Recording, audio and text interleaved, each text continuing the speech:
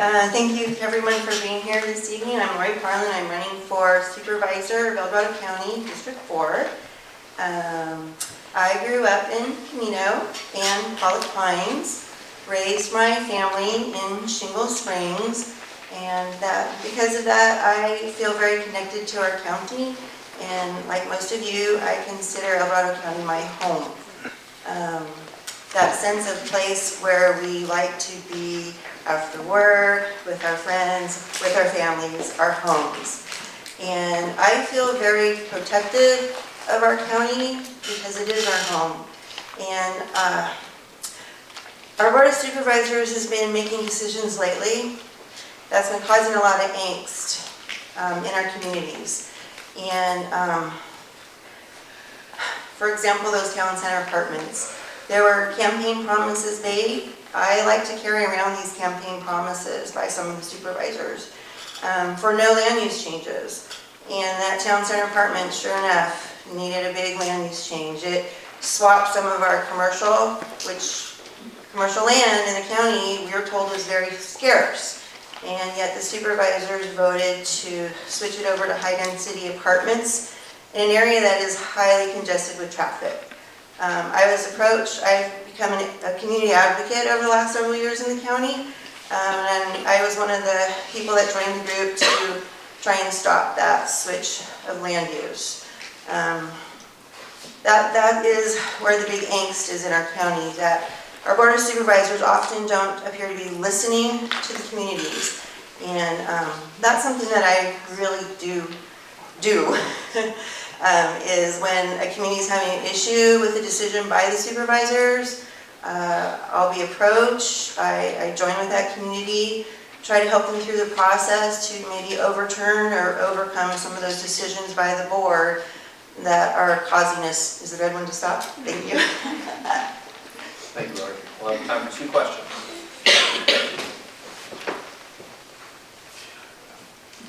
Jim? Bo mentioned sanctuary cities. I know this is a really hot button. What's your take? Did you have to go there? Interesting, the county just put out a press release, I think it was yesterday. It was by the CAO and County Council.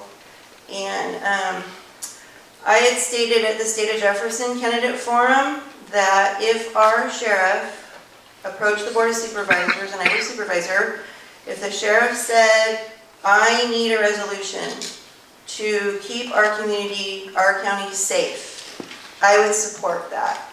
I don't think that, this is a very serious issue that should not be used as a political wedge between people and parties. It should be about public health and safety. So I'm sticking to that statement. Time for another question. Rich? Rich. Rich. I know. Oh. Wait for the mic. Are you waiting for a microphone? Yes. Good choice. Your campaign site says you're running to protect our county from those threatening our quality of life with urbanization and higher taxes. Yes. How will you, as supervisor, resist the big developers' historical control of the Board of Supervisors? Well, historically, in my short time of advocating for communities in the county, the developers don't like me. I work with the communities and the residents, and that's usually, unfortunately, against the big developers. I like our local contractors, that want to build the single homes like Bo was talking about. That's a local economy that puts our local contractors to work. It's the big developments that don't fit within our communities. They don't fit the sense of place. Changing our general plan on any given Tuesday. I don't know how many of you know that phrase, but the Board of Supervisors typically meets on Tuesdays, and so all you need is 3 votes, and you can change things. And environmental law, CEQA, we thought that would be our way to protect our communities, but it turns out the Board of Supervisors can vote to use what's called overriding considerations and change plans anyway. And again, that's where our angst is. When the supervisors, they override those plans, you buy your house, you think you know what's going to happen in your neighborhood, and then on a Tuesday, 3 out of 5 of them vote and change your neighborhood. Not okay. Thank you, Lori.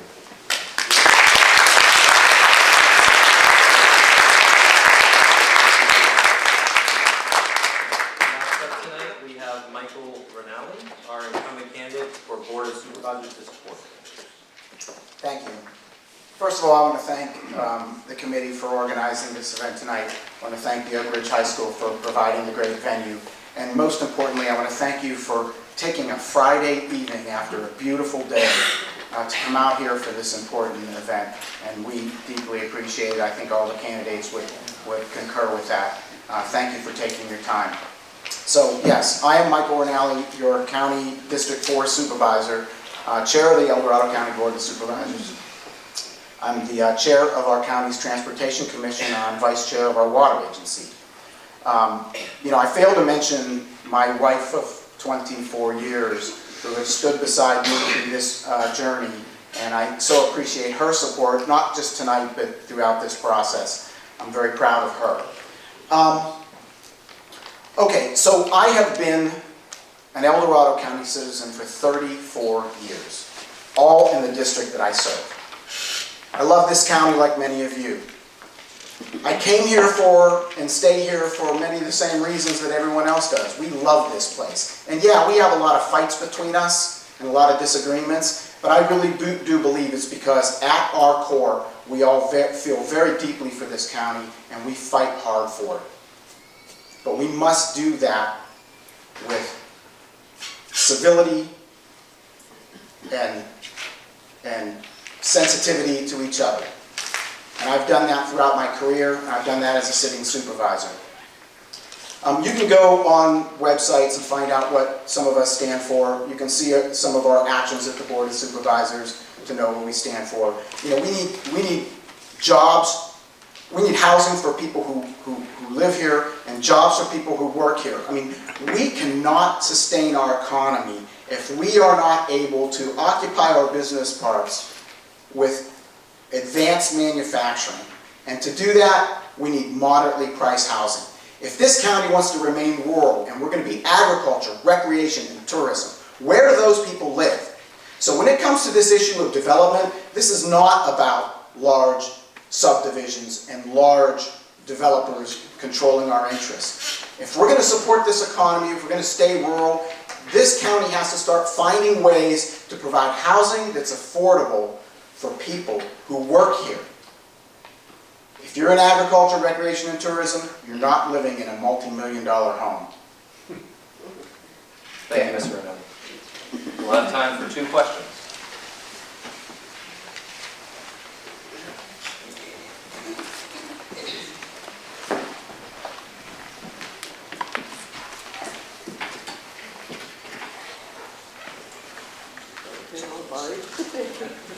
My name is Charles Nunn. I live in Ridgeview and have lived in El Dorado County for 35 plus years. And my question, I don't disagree with your statements about what we need in the county.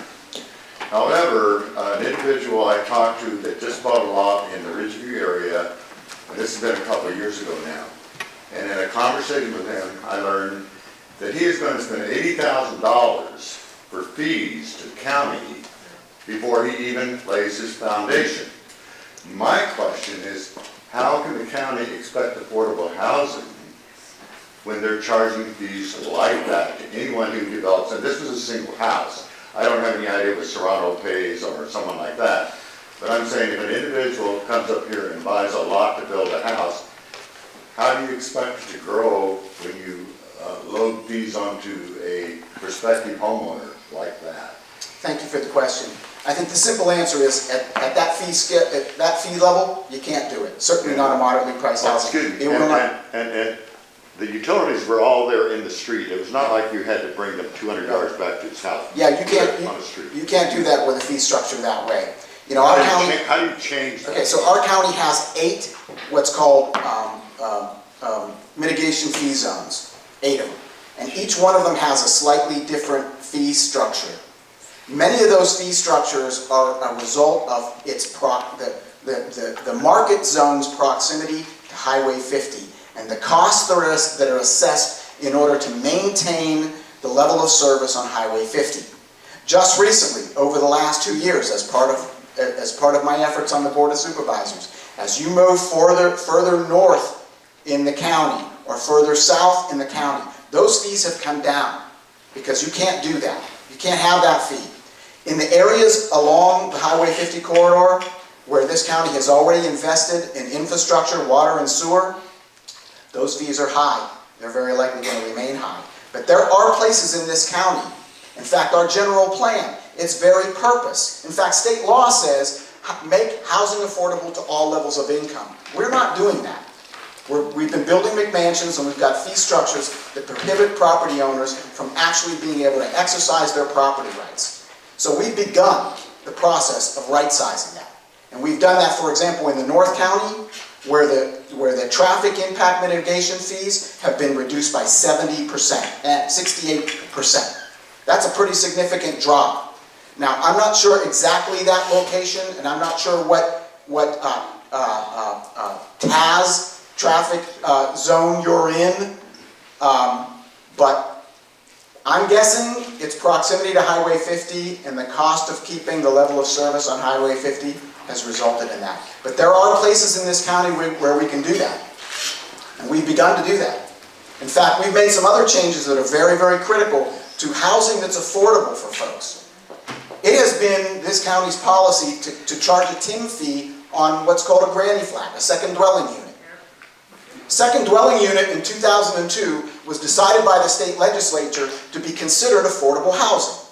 And the counties get an allocation for affordable housing. Why in the world wouldn't we use that allocation for affordable housing on a granny flat?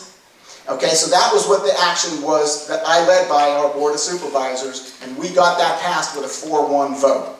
Okay, so if you're in a rural county and you're looking for an affordable rural living condition, why in the world wouldn't you consider on an existing parcel a granny flat that allows not only for mom and pop to live on the property with their kids, but multi-generational family, students, elderly.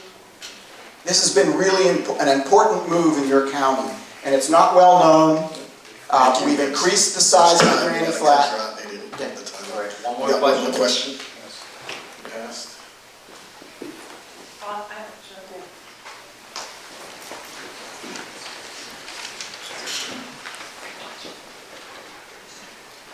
So continuing on that then, Mike, granny flats are not going to solve the affordable housing problem in this county. Let's be realistic about that. The town center apartment complex that was recently mentioned, Yes. is that affordable housing? No. So why did the Board of Supervisors approve that? Okay, so in town center, you're not going to be able to deliver affordable housing in town center. So I want to rebut for 1 second what you're saying, just so that you're aware. I happen to be aware, as you know, I am a school board member for West Union School District. We run a summer feeding program in town center in an apartment complex. Town center, El Dorado Hills, needs affordable housing just as much as other areas in this county.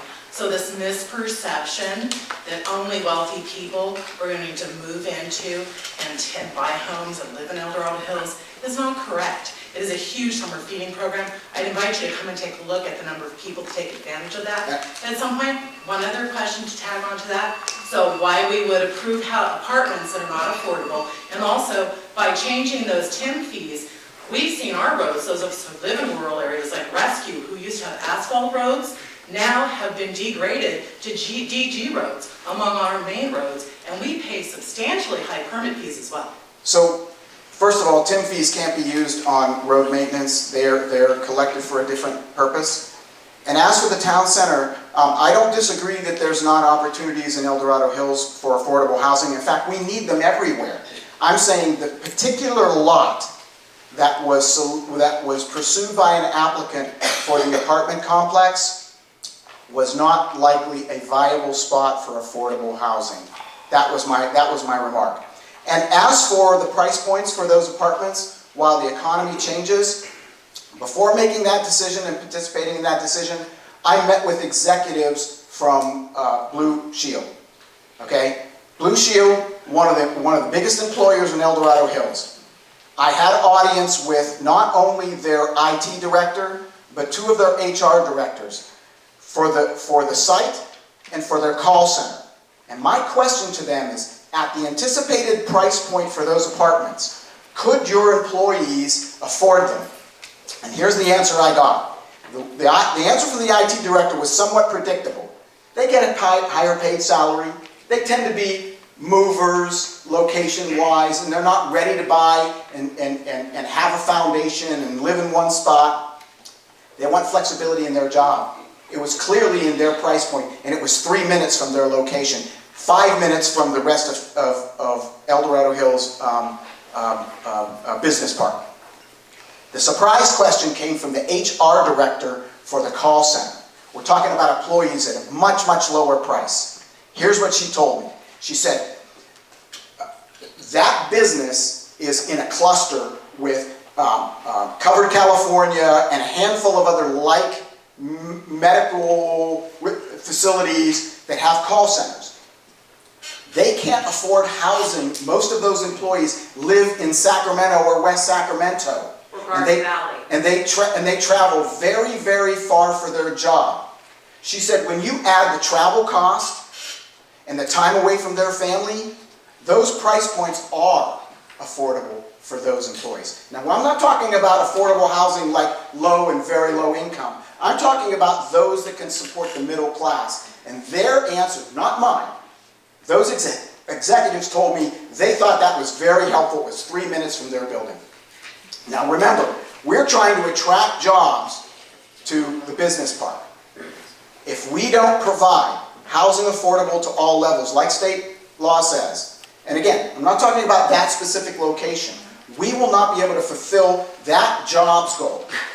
And so I do agree with you. I'm suggesting that that site across from Sellens, yeah, I'm not sure that Thank you, we would have Mr. ever Rinaldi. had that proposal. That'll Thank be you. it for all our things.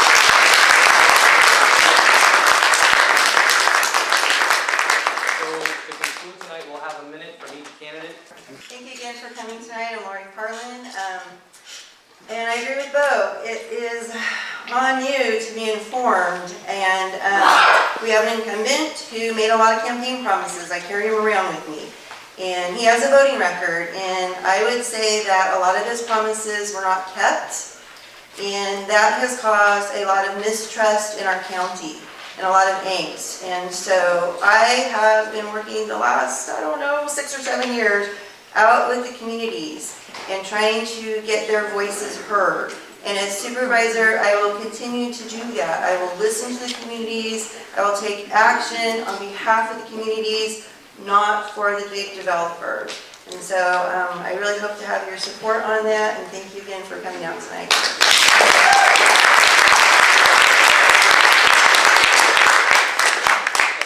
Okay, I'm Michael Rinaldi, your current supervisor, and I am seeking a second term. I'm here to respectfully ask you for your vote.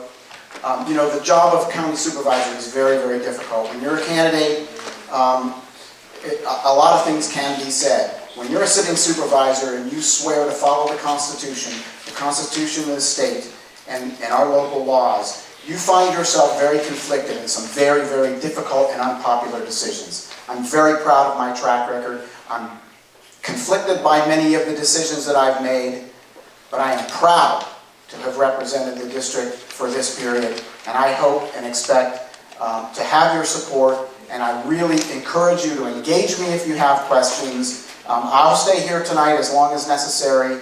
I will be available and have been available to my constituents moving forward. And so again, June 5th, I'm respectfully asking you for your vote. Thank you very much.